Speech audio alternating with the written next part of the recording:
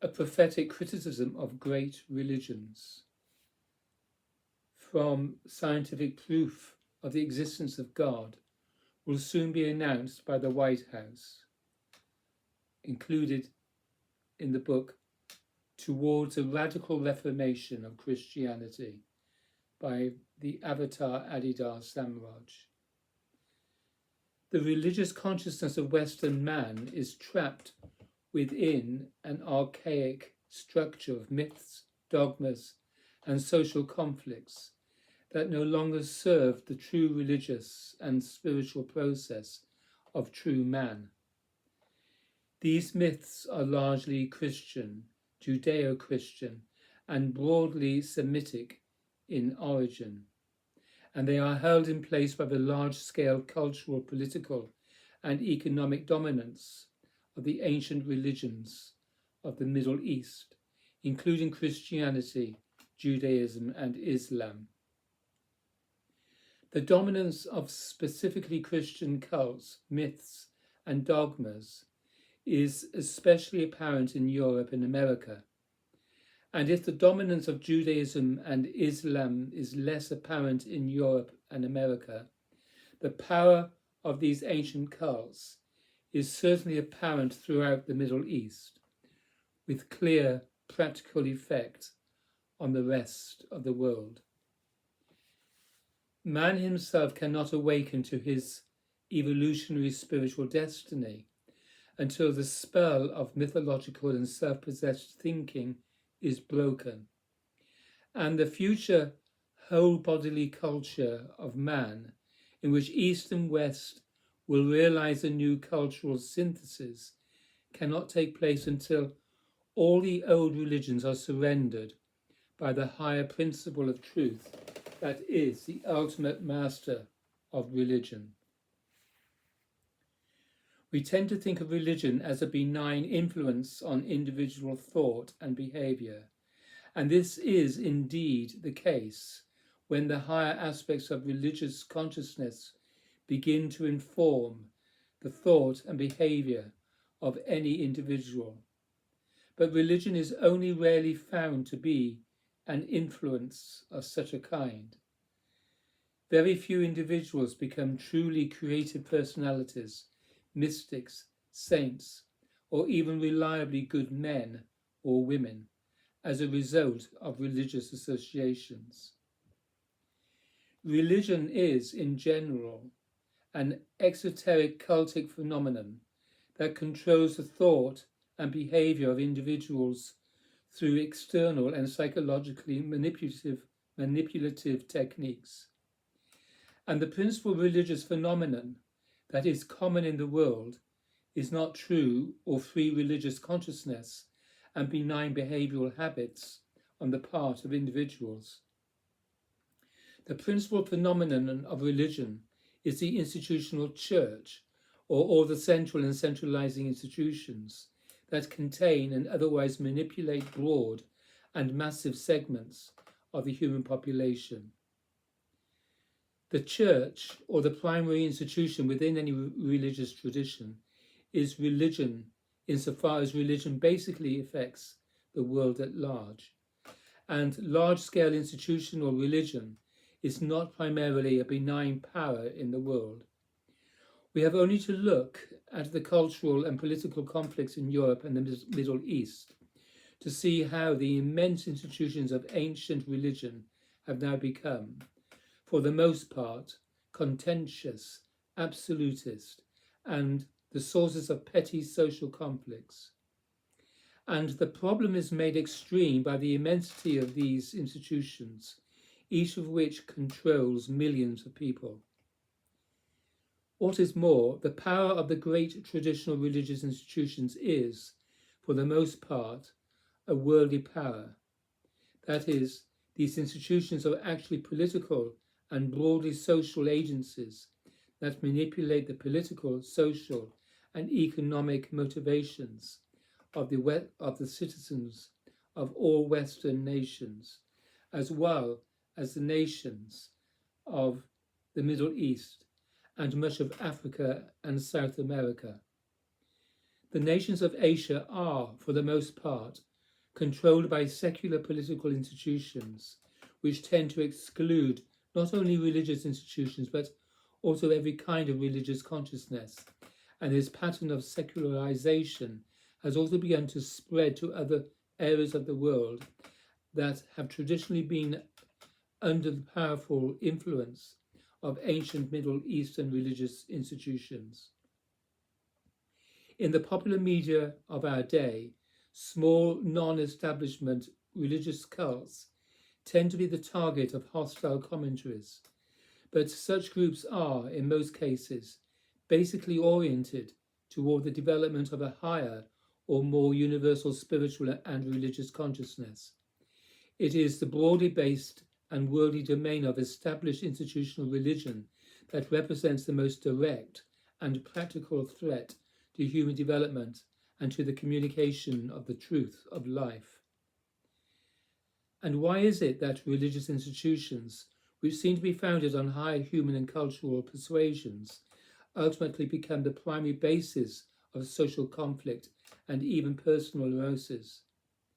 The reason is that religious institutions are obliged to deal with masses of immature and unevolved people who have very little will or capacity for the evolutionary and practical cultural exercise of higher religious or spiritual consciousness. As a result, the institutions of the Church develop much like institutions of state under the same conditions of universal human irresponsibility. Thus, any institutional church tends, except during periods of renewal by living and prophetic adepts, to become more and more dogmatic, and eventually it becomes irrevocably associated with fixed ideas that, in one way or another, deny the religious authenticity or religious completeness of people who belong to their religious institutions or cultures. The Church, like any other mortal or threatened entity in the world, tends to become more and more centered in itself and devoted to its own survival. Conventional religious institutions learn how to survive by serving and manipulating a massive membership that is largely incapable of true and practical religious responsibility. This is done by minimizing the true religious demand for literal and personal conversion of mind and action, and replacing that difficult religious demand with the easier and more secular demand for mere allegiance to systems of myth, belief, ritual, and dogma. Thus, the condition for membership in most large institutions of religion is allegiance to fixed ideas and other outward or superficial signs of belonging to the cult, whereas true religious practice is founded on conversion of the total being to the living divine reality and the acceptance of behavioral disciplines that make one, at the very least, an outwardly moral and personally benign or restrained character. Institutional religions, of course, recommend certain moral attitudes, but the practice of moral restraints is, except for a few extreme criminal acts, not made a condition of membership, and morality tends to be associated with archaic, neurotic, and petty sexual and social taboos, rather than with the obligations of love, service, and compassion. Likewise, most religious institutions today have abandoned even all ancient recommendations relative to personal disciplines of a healthful dietary nature, such as the obligation to avoid meat or other killed food, or impure manufactured food, or toxic stimulants, and so forth. And the esoteric, evolutionary, and universal spiritual teachings that are the only ultimate significance of religion have been almost totally abandoned and even lost by the great churches. In the conventional affair of popular religion, the communication of difficult religious demands and also of esoteric spiritual understanding and practice is avoided because conventional religious institutions are trying to survive by acquiring and maintains massive membership. Thus, religion is promoted and so by hyped appeals to the non-discriminating mind of every woman. But true religion is a superior human impulse founded in self-criticism and profound psychophysical conversion or change. Thus, over time, only false and merely exoteric or popular religious inventions are communicated by so-called great religions, and at last, the esoteric truth and practice of universal religion is not only eliminated as the core of conventional religious instruction, but the survival pressures of dogmatic churchism make such truth and practice unacceptable and even damnable. Thus, over time, great churches tend in fact to become the enemies of ultimate religious truth. This was the situation that confronted Jesus, and it was and is the situation confronted by all true religious prophets and spiritual adepts.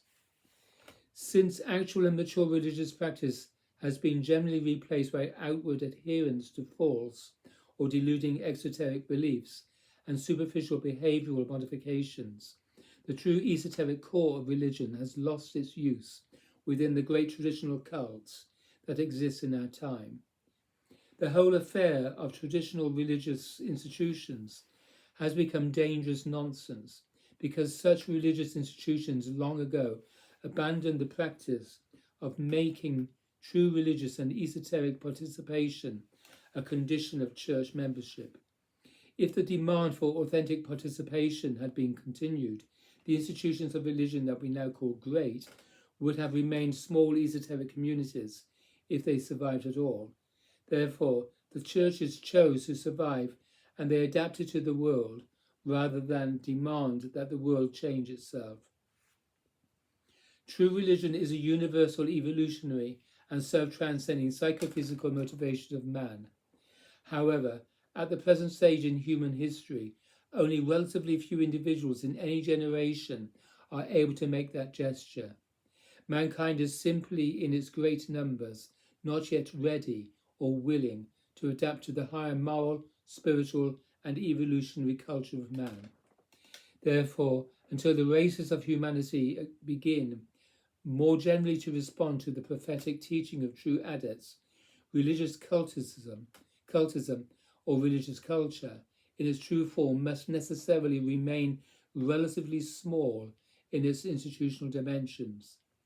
This is because an authentic religious institution must be devoted entirely to the communication of ultimate religious truth and the relentless demand for higher human transformation, and only relatively few people are interested in that message. An authentic religious institution must, because of its inherent nature, remain more or less outside or superior to the stream of daily secular or worldly culture. And until mankind in general is able to become truly religious, religion must remain largely prophetic in its function. That is, religion must accept the role of critic in the world and not become like the world in order to become powerful and great in the world. No other role than this prophetic one is possible for authentic religion at this stage in the history of man. Otherwise, what is truly religious is compromised and ultimately abandoned in the process of mass institutionalization of popular religion. When religious movements practice their critical prophetic role, they tend to be attacked by the reactions of worldly people. Thus, true religious leaders and true religious institutions or movements tend to suffer and become victimized to one or another degree by the factions that exist in the popular culture of the time and by the hypercritical attacks of foolish people who suffer from the lack of the mental power of discrimination. False leaders and movements may also come under attack, but not because they are bereft of allegiance to the esoteric truth of life. Rather, it is generally because of some more obvious human failing or some conflict with the conventional values of ordinary society.